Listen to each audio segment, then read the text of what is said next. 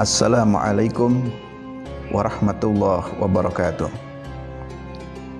Innal hamdalillah nahmaduhu wa nasta'inuhu wa nastaghfiruh wa na'udzu billahi min shururi anfusina wa min sayyiati a'malina may yahdihillahu fala mudhillalah wa may yudlilhu fala hadiyalah.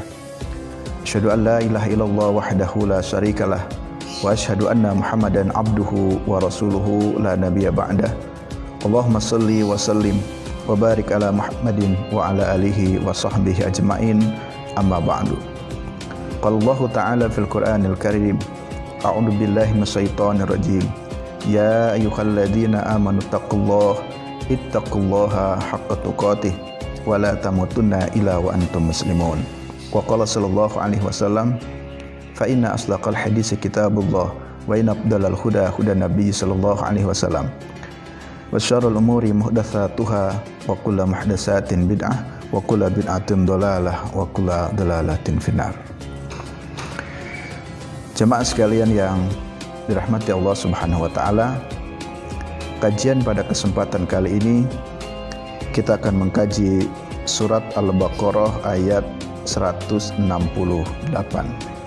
Surat Al-Baqarah ayat 168. Dibuka Qur'annya, mari kita cermati bersama-sama.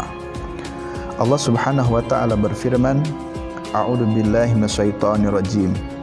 Ya ayyuhan nasu kulu mimma fil ardi halalan thayyiban wa la tattabi'u khutuwatis syaitan innahu lakum aduwwum mubin.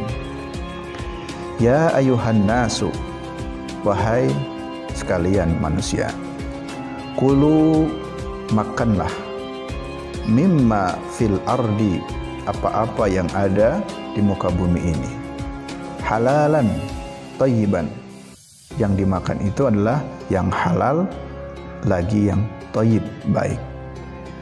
Wala tattabi'u, dan janganlah kamu mengikuti khutuwatis syaitan, langkah-langkah setan. Innahu lakum, sesungguhnya setan bagi kamu itu aduwun, musuh, mubinun, yang nyata. Jemaah sekalian yang dirahmati Allah Subhanahu wa taala, ayat ini akan menjelaskan tentang makanan. Bagaimana kita memperhatikan makanan yang masuk ke dalam tubuh kita ini harus makanan yang baik dan yang benar. Baik dalam pengertian medis, benar dalam pengertian agama. Allah Subhanahu wa taala telah memberikan panduan kita di dalam hidup ini dalam tata cara makan atau hal-hal yang berkaitan dengan makan. Pertama yang diseru adalah an-nas, ya ayyuhan nasu, wahai manusia. Nah, manusia ini masih umum, ya. Karena ada manusia yang mukmin, ada yang kafir, ada yang munafik, ada yang fasik. Intinya secara umum siapapun orang yang bernama manusia, siapapun manusia itu, yang kafirkah atau yang mukminkah, kulu, makanlah. Jadi makan ini berarti perintah dari agama. Karena makan ini perintah dari agama, maka kita harus makan. Ya. Walaupun ini dengan menggunakan fil amr, tentu maknanya tidak semua kata amr itu menunjukkan wajib, ya. Tidak selamanya, jika ada qarinah-qarinah yang lain.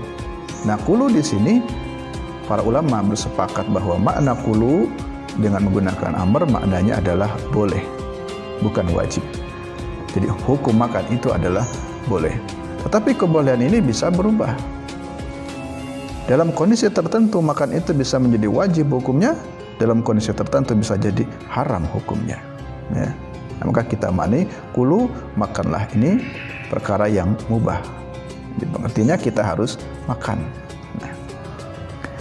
Nah, makan itu yang perlu kita perhatikan adalah sebenarnya manusia hidup itu tujuannya bukan untuk makan. Tapi makan itu untuk menopang kita hidup, tapi bukan tujuan dari hidup. Berbeda dengan binatang. Binatang itu memang tujuannya hidup. Maka binatang yang baik adalah binatang yang makan terus.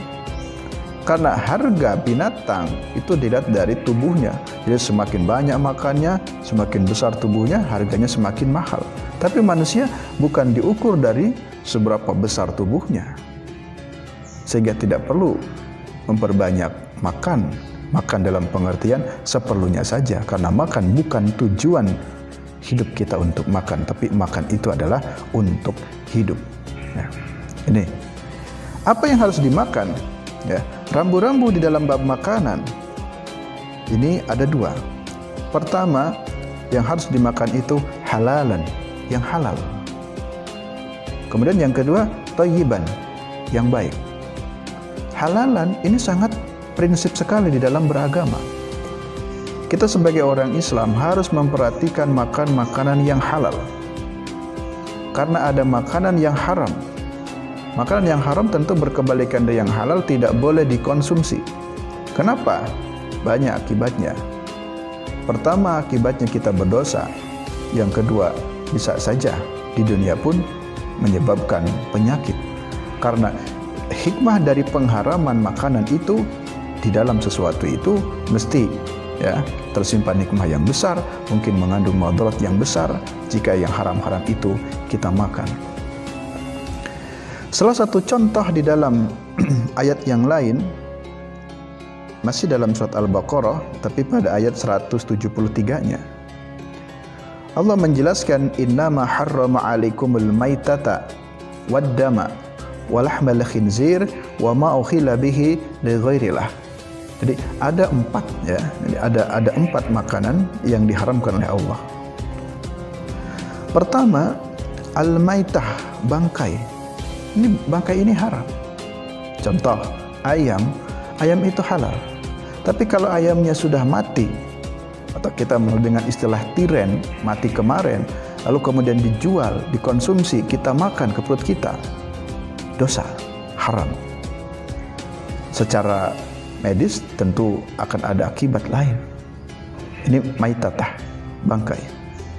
Kemudian yang diharamkan lagi oleh Allah adalah waddama, darah, ya, saren atau marus. Jadi darah yang diendapkan, kita menyembelih sapi atau kambing lalu darahnya diendapkan, kemudian dikonsumsi, kita makan, itu termasuk kategori yang haram. Kemudian walahmal khinzir, dan daging babi. Nah ini yang paling berbahaya karena ini sering beredar. Dan kita kadang-kala sulit untuk membedakan mana daging babi dan mana daging sapi. Maka oleh karena itu, ya, bagi para ibu-ibu yang belanja di pasar harus berhati-hati, atau kita secara keseluruhan dalam mengkonsumsi makanan berhati-hati. Adakah makan makanan yang tercampur dengan babi? Kita makan bakso babi. Lalu kita mengkonsumsi banyak hal. Ada lemak babi, ada minyak babi. Bahkan dalam berbagai macam kehidupan banyak sekali, dalam hal kosmetik, dalam yang lain-lainnya. Jadi berhati-hati dan waspada, karena lahmul khinzir ini termasuk yang diharamkan oleh Allah. Kemudian yang keempat, wa ma uhilla bihi li ghairillah, dan semua sembelihan yang diperuntukkan bukan untuk Allah. Ini maknanya ada dua. Pertama, orang yang ketika menyembelih tidak menyebut nama Allah termasuk wa ma uhilla bihi li ghairillah. Atau yang sengaja memperuntukkan sesembahan atau sembelihan itu untuk sembahan, itu pun termasuk wa ma uhilla bihi li ghairillah. Nah, inilah konsep makanan yang kita perhatikan, halalan, perhatikan yang halal. Yang kedua, thayyiban. Ya. Makanlah dari yang baik-baik. Sehingga di dalam Al-Baqarah ayat 172 Allah katakan dalam firman-Nya, ya ayyuhalladzina amanu kulu min thayyibati ma razaqnakum. Nah, kalau di dalam ayat 168 seruan secara umum, ya ayyuhan nas, wahai manusia, makanlah yang halal dan yang thayyib. Tapi kalau di dalam 172-nya, ya ayyuhalladzina amanu kulu min thayyibatin. Jadi orang yang beriman disuruh makanlah dari yang baik-baik. Kenapa orang beriman tidak disuruh dengan yang halal juga? Orang yang beriman itu sudah pasti paham harus makan yang halal. Tapi yang harus diingatkan kepada orang yang beriman itu, makanlah dari yang thayyib. Karena kadangkala kita lupa, kadangkala khilaf, kita kurang memperhatikan dengan perkara-perkara thayyib ini. Ya, dengan alasan eman daripada dibuang. Contoh, nasi itu jelas halal. Tapi kalau nasinya sudah basi, jangan dimakan, itu sudah tidak thayyib, sehingga bisa mengakibatkan sakit. Ya.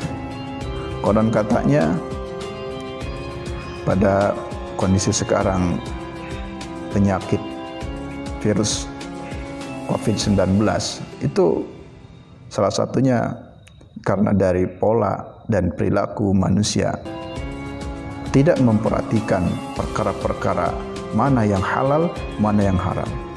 Semua binatang dimakannya, yaitu kelelawar, kucing, anjing, dan berbagai macam jenis-jenis binatang yang sebenarnya tidak jelas kehalalannya. Samping itu terkadang cara mengkonsumsinya tidak baik. Daging ayam itu halal, tapi kalau dikonsumsi mentah-mentah jelas tidak thayyib. Maka perhatikanlah orang-orang yang beriman dalam pola makanan ini, yang halal juga yang baik. Kemudian ayat ini tutup dengan peringatan dari Allah, wala tattabi'u khutuwatis syaitan, jangan mengikuti langkah-langkah syaitan. Syaitan pintar sekali. Yang halal dikatakan haram, yang haram dikatakan halal. Pedagang-pedagang yang tidak baik, dia tidak memperhatikan agama, yang dicari adalah keuntungan yang besar, tetapi merugikan konsumen, dan dia sendiri terjebak ke dalam perkara yang haram. Itu telah digelincirkan oleh setan. Jadi wala tattabi'u khutuwatis syaitan, jangan ikuti setan. Kenapa? Sudah jelas dan tegas, setan itu innahu lakum aduwwum mubin, musuhmu yang nyata. Demikian jemaah sekalian yang dirahmati Allah Subhanahu wa taala, kajian kita pada kesempatan kali ini supaya memperhatikan konsep makanan yang benar dan yang baik. Benar menurut agama artinya yang halal, dan baik juga menurut medis, itulah yang disebut dengan thayyib. Kurang lebihnya mohon maaf. Billahi taufiq wal hidayah. Assalamualaikum warahmatullahi wabarakatuh.